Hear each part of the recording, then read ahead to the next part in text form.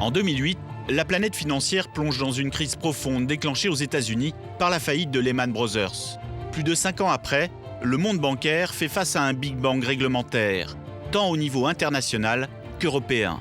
Ces nouvelles réglementations imposent aux banques de nouvelles règles, ayant de lourdes conséquences sur leur capacité de financement. Prenons un seul exemple. Le ratio de solvabilité a été relevé pour renforcer la sécurité globale du système bancaire. Très concrètement, si une banque a un ratio de solvabilité de 10%, cela signifie que pour prêter 100, elle doit disposer de 10 en fonds propres. Ces fonds propres proviennent pour la plus grande partie des bénéfices de la banque. Ils sont mis en réserve. Pour les banquiers français, cela a déjà représenté un effort de 55 milliards d'euros en 4 ans. Les contraintes réglementaires, elles ont nécessairement un impact sur le financement de l'économie. Ceci dit, heureusement, ça n'est pas mécanique, parce que les banques s'adaptent et qu'elles lèvent des capitaux pour pouvoir continuer à prêter. Mais c'est vrai qu'il y a, chaque fois qu'il y a une ponction sous une forme ou sous une autre de 1 milliard sur les banques, compte tenu des ratios, etc., on arrive à peu près 10 milliards d'impact sur le financement de l'économie.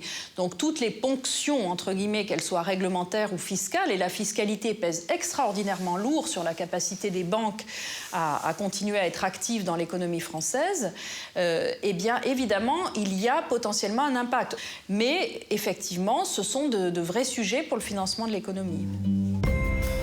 Avec la crise et la réglementation, le modèle du financement de l'économie et les capacités des banques changent. Nous sommes allés à Orsay, près de Paris, dans une grosse PME, Léosphère, créée il y a 10 ans. Le témoignage du directeur financier est sans appel. Les banques ont une gestion du risque qui fait qu'elles renoncent à un certain nombre de financements particuliers où il est plus difficile de les convaincre. Je pense qu'elles subissent également le contrepoids des réglementations qui évoluent sans cesse en leur défaveur et on sent une lourdeur administrative. La mise en place d'un prêt en l'espace d'une année, on a remarqué que les délais ont été augmentés par 2, alors qu'on était dans un périmètre similaire, avec un même nombre de banques, avec le même genre de caution, avec le même genre de programme à financer. C'est donc plus compliqué qu'avant pour Léosphère, spécialisée dans la fabrication de radars laser, utilisés pour la sécurité du trafic aérien et la qualité de l'air.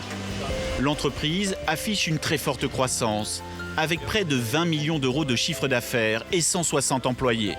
Sylvie Matera de la Banque de France et Michel Fleurier, expert du monde bancaire, nous précisent le cadre dans lequel les banques accordent des crédits. Les banques, aujourd'hui, sont soumises à une régulation.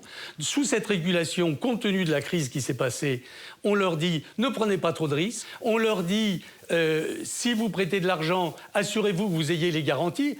Et donc, les conditions dans lesquelles les banques sont amenées à travailler aujourd'hui sont des conditions très, très difficiles. L'objectif, c'est de faire en sorte que les établissements soient plus solides.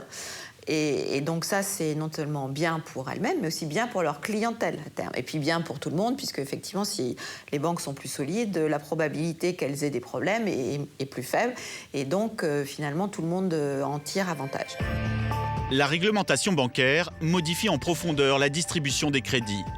L'évolution est en marche et le crédit n'est pas l'unique source de financement des entreprises. Dans tous les cas, les banques restent des partenaires des entreprises pour les accompagner dans leur financement et leur développement.